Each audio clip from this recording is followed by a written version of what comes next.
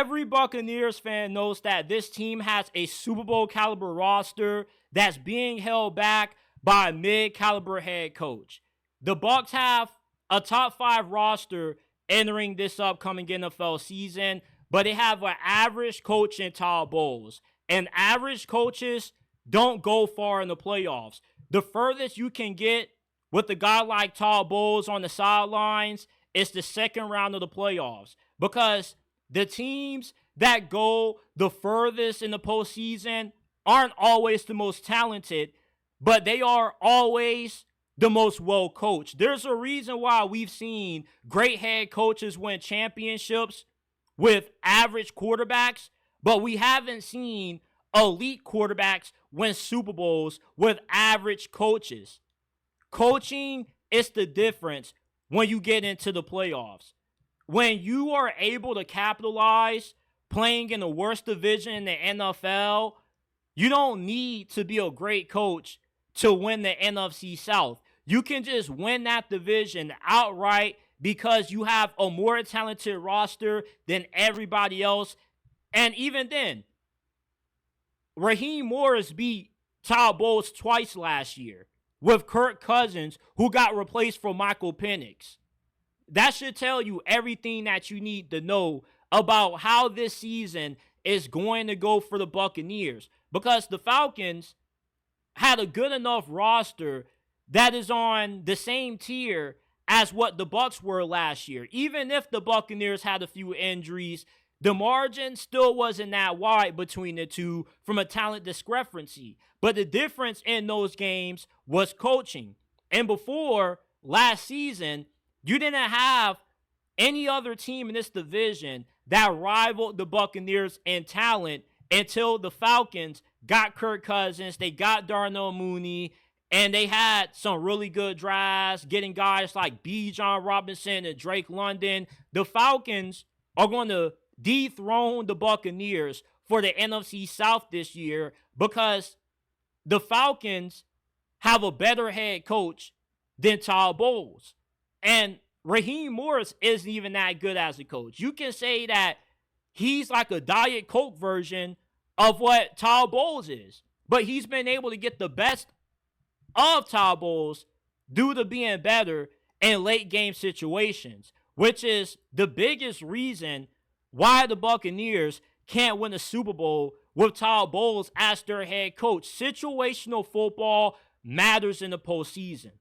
And we saw Todd Bowles lose several one-possession games last year due to poor clock management, his team just unraveling with either a costly turnover like that fumble they had early in the fourth quarter against the Commanders in the wild card round, when they were unable to get Mahomes and company off the field in the overtime during their Monday night matchup.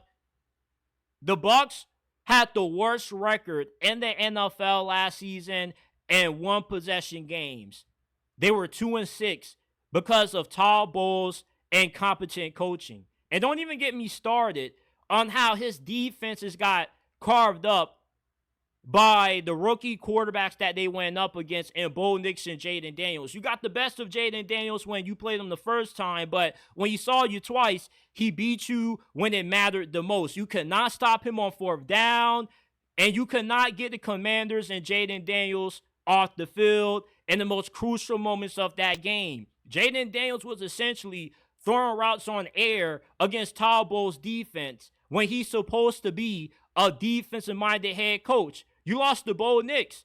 And if you want to take it back a step further, in 2023, you got carved up and let C.J. Stroud drop 400 yards and 5 touchdowns against you. When you are a defensive-minded coach, a rookie quarterback should never have this amount of success against your D.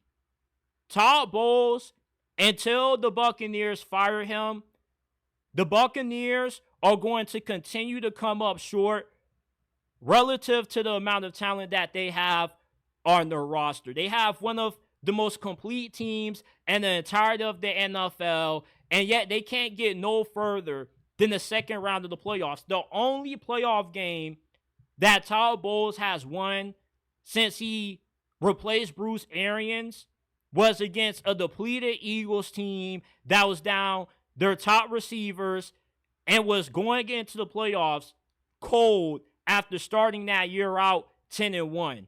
We've seen what this team has done when they've gone up against teams that have the same talent as them or a tad bit better, and that's come up shy of being able to win those games because of coaching. When they lost to Dan Campbell and the Lions, the difference was who both teams had on the sidelines commanding their teams. The Bucs had Todd Bowles.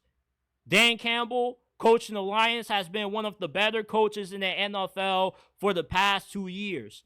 Coaching is the difference between teams that win Super Bowls and teams that underachieve relative to the talent that they have on paper. And this reminds me of a similar situation that the Cowboys were in when they had Jason Garrett. Although the Cowboys didn't have Super Bowl caliber rosters with Jason Garrett most of the times, they had good enough teams to where you expected more postseason success than what they were able to have with Jason Garrett as the head coach. He was good enough to win a weak division most of the time because the Eagles weren't really that good. Neither were the Commanders and the Giants consistently. So he was able to get you the 10, 12 wins, and come playoff time, you were an easy first-round exit because of poor coaching. But meanwhile, you look at Kansas City, who had the best record in the NFL in 2024 in one-possession games, despite not being as talented as the Bills, the Ravens, and even the Buccaneers. They were able to win those one-possession matchups because of coaching, because Andy Reid was good in late-game situations. He had a good understanding of situational football, something that Todd Bowles really struggles at. So this season, I expect to see the Buccaneers take a step back. They're on their third offensive coordinator since Todd Bowles has been hired. The offense should regress. And his team as a whole, with the division ramping up in talent, the Panthers are better. The Falcons are just as good as what the Bucs are. I don't see this team making it to the playoffs, and I don't see them sniffing anywhere close to the Super Bowl, even though they have a roster that's good enough to do so.